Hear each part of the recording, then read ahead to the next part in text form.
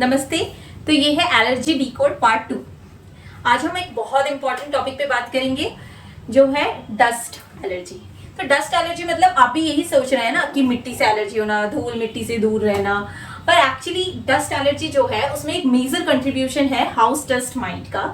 House dust might say allergy होना।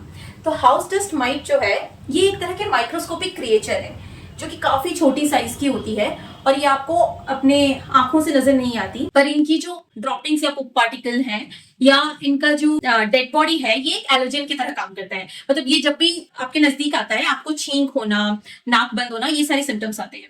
तो पहले हम जानते हैं कि ये किन चीजों में रहते हैं। ये आपके गद्दों में, पिलो में या सोफा, इन चीजों में ये चीजें रहती हैं। इन सारी चीजों पे हाउस डस्ट माइट हो सकता है। अगर हाउस डस्ट माइट आपके घर पे है और आपको एलर्जी है तो मोस्टली ये जो सारी सिम्टम्स हैं आपके, ये सुबह सुबह होगी। जैसे सुबह सुबह आप उठ रहे हैं और आपको लगातार छींक हो रही है, आपके नोज ब्लॉक हो रहे हैं, आंखों से पानी आ रहा है, कई बार आप बेड से उठ रहे हैं और आप देख रहे हैं आपको ईचिंग हो रही है।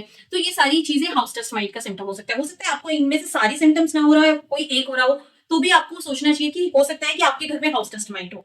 क्योंकि जब 1 ग्राम हाउस डस्ट में ये देखा गया है कि 10,000 हाउस डस्ट माइट होती है। तो अभी हम ये समझते हैं कि हम इसके लिए कर क्या सकते हैं। तो एक तो पार्ट हो गया मेडिसिनल पार्ट, जिसके बारे में मैं आपसे बहुत ज्यादा बात नहीं करूंगी क्योंकि ये आप सभी जो भी इन सारी चीजों एलर्जी के शिकार हो चुके हैं उन सबको पता है कि हाँ एंटीहिस्टामिनिक लेना है, नाक बंद है तो उसके लिए नाजल स्टेरॉइड स्प्रे करना है। ये सारी चीजें आप कर ही रहे हैं, लेकिन ये तो आप सिम्टम कंट्रोल करने के लिए कर रहे हैं। जो मेन चीज है, जो मेन कल्प्रिट है वो तो हाउस डस्ट माइट है, तो उसको घर से दूर करना बहुत जरूरी है।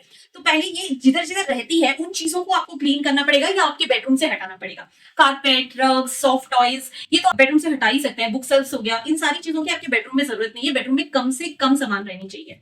दूसरी चीज आ गई आपके पिलो कवर, मैट्रेस, ऐसे कई सारे कवर्स आते हैं, मैट्रेस या पिलो कवर्स आते हैं जो कि हाउस डस्ट माइट प्रूफ होती है, तो आप उसका कर सकते हैं। हेपा फिल्टर वाली वैक्यूम क्लीनर आती है, आप उसका इस्तेमाल कर सकते हैं। मोस्टली ये जो हाउस डस्ट माइट होती है ये ऐसी जगह पे रहती है जहां ह्यूमिडिटी मोर देन 50% होती है, यानी ज्यादा ह्यूमिडिटी मतलब इनकी पार्टी हो जाती है, ये इनके नंबर्स बहुत रेट में बढ़ जाते हैं। तो उसको कंट्रोल में लाने के लिए आप डीह्यूमिडिफायर्स भी यूज कर सकते हैं। और वीकली आप अपने इन सारी चीजों को वॉश कर सकते हैं। आपके मैट्रेस, आपके पिलो कवर्स को वॉश कर सकते हैं वीकली वंस।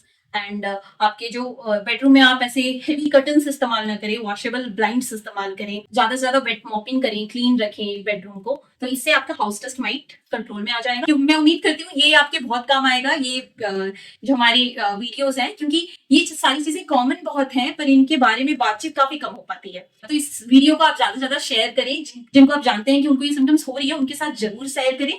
और स्वस्थ रहें, खुश रहें।